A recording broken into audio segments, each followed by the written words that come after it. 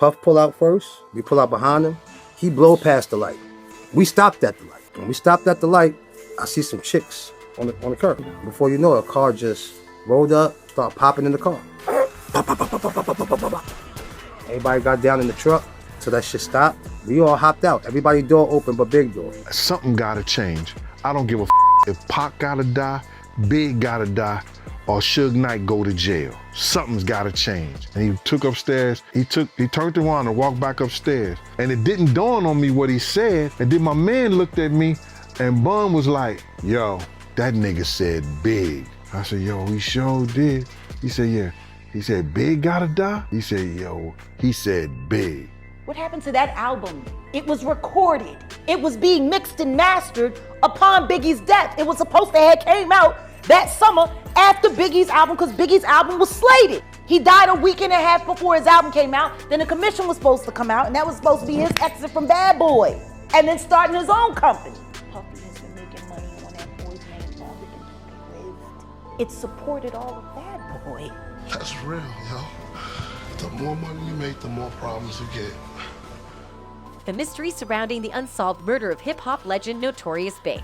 has been shrouded in controversy and speculation for over 2 decades. But now, Biggie's mother, Voletta Wallace, has come forward to reveal shocking details about her son's death. In a recent interview, she accuses music mogul Diddy of lying and setting up Biggie to be killed. Could this be the key to finally solving the case? And what role did Diddy play in the death of one of the greatest rappers of all time? Let's investigate together. The matriarch of the hip-hop industry, Voletta Wallace, has come forward with a groundbreaking statement on the 20th death anniversary of her only son, Biggie Smalls, famous as Notorious B.I.G. In an interview with the Daily Mail, she admits she feels hurt every single day knowing that she will never see her son again and that his killer is still at large. In her emotional statement, she said, I have a very good idea who murdered Christopher, and I genuinely believe that the LAPD know exactly who did too. They've done their investigation, but they just refuse to move forward. I don't know why they haven't arrested who was involved. It seems to me that it's one giant conspiracy and someone is definitely being protected somewhere down the line.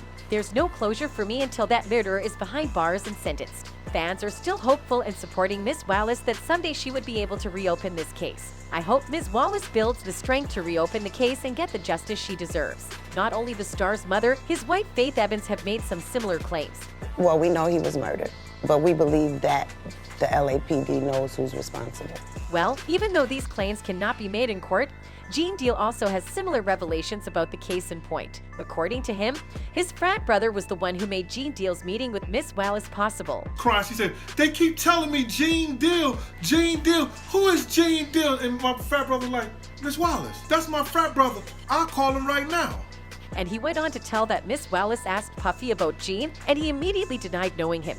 She said she had been looking for me because the police had told her, ask Gene Deal. And she asked Puffy who Gene Deal was, and Puffy said, I don't know no Gene Deal. Bad Boy Records' former president, Kirk Burroughs, has added to these claims that Biggie was scheduled to travel to London for a journalist meet and greet. And then give it back to me again. I didn't understand that. That's like a trick. But Diddy canceled the plan for Biggie, claiming he wanted to stay in LA that unfortunate night. I didn't want to give it up. So he came into my office one day unexpected, him and Kenny Marsalis, they had it planned out. But he had the bat like...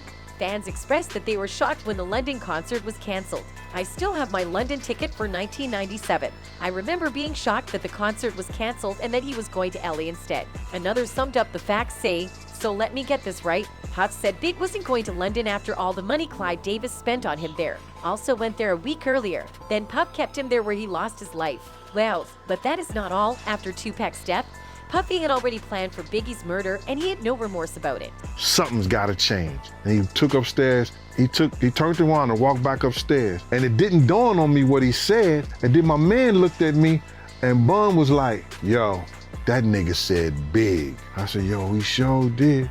He said, yeah. He said, Big gotta die? He said, yo, he said Big.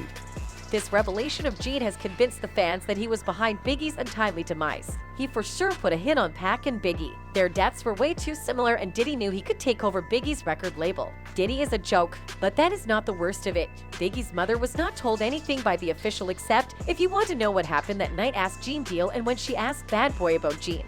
Puffy denied seemingly following their agreement. Me and Puff had said a long time ago that if anything ever go down, don't tell nobody my name in the whole 9 yards. But Puffy was playing the role as he was telling Gene's name to all the law enforcement.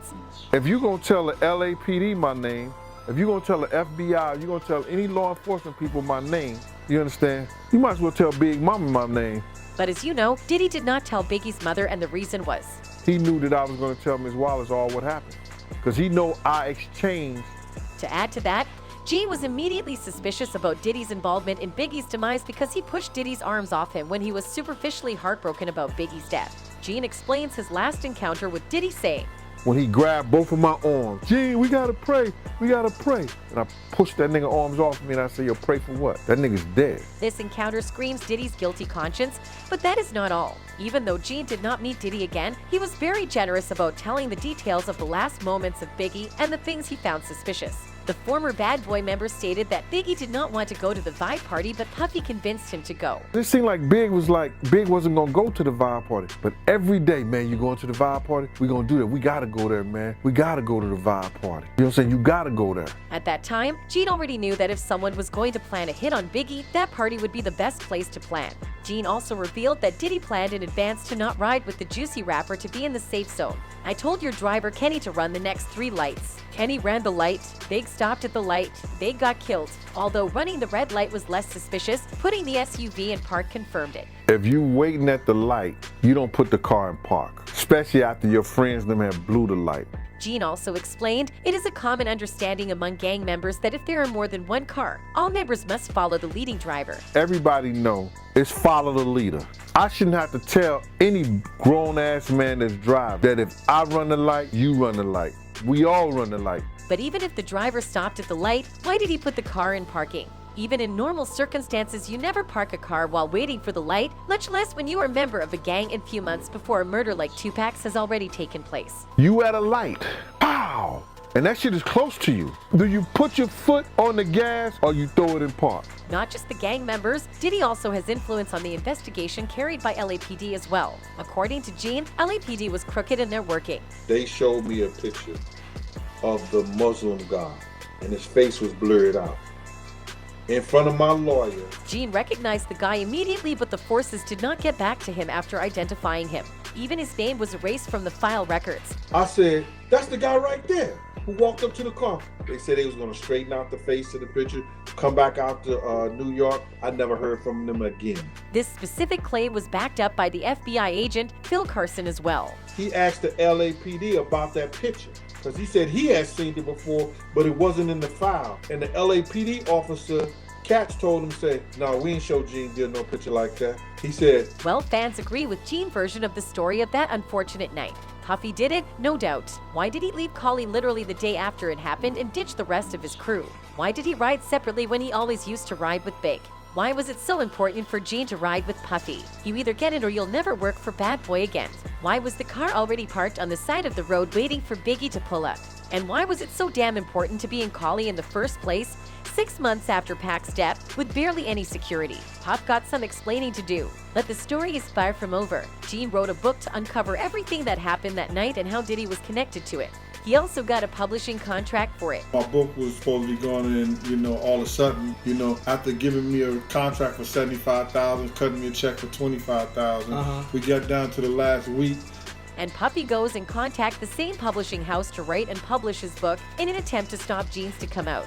And he does. For $1 million that he put out his book and he never put it out. From the start, Biggie's mother had a bad feeling about Puffy associating with Biggie. She also writes in her book Biggie, Voletta Wallace remembers her son, Christopher, about it. The truth is, Christopher accepted the illusion of a friend and mentor for about $25,000. That's the amount Puffy lured my son with. That was a lot of money for Christopher back then as a 19-year-old. He had never seen that much at one time in his life. It was enough money to make my son believe that Puffy was ready to do anything for him. It was enough to buy a blind love and loyalty. Besides, Gene believed that his book containing the truth was delayed because of racism. He had to face several legal problems to get his book published. In contrast to the white FBI agent, Phil Carson, who came out with his version of the truth, faced no such difficulties. He just came out. See, it's all right for them white boys, you understand, to do their 20 years and then come out with books. But Gene lost his job because of his book in which he repeated his version of the story. Also, he had to go to a number of court hearings to get it back. And I I lost my job and I went through 6 arbitration hearings to get it back. Well, it's mind-boggling how Phil Carson is being praised for the same thing Gene said again and again and faced repercussions. However, fans completely agree with Gene's consistent story and predict Puffy's downfall when someone else more influential comes in the industry. I followed Gene's consistently told story. My opinions went from Puffy being negligent to it's a huge possibility that he truly knew or had something to do with Big's assignation. We have a right to know these things. Big was a public figure and we're the public. It's a well-known fact that COINTELPRO uses and protects entertainers like your Jay-Z's and Puffys for sinister reasons against us. It's also a well-known fact that when the powers have used them up, the protection goes away. I predict that when someone else comes along, maybe younger with more influence, then Puffy will be held accountable. That's it for today, folks. Until next time, goodbye.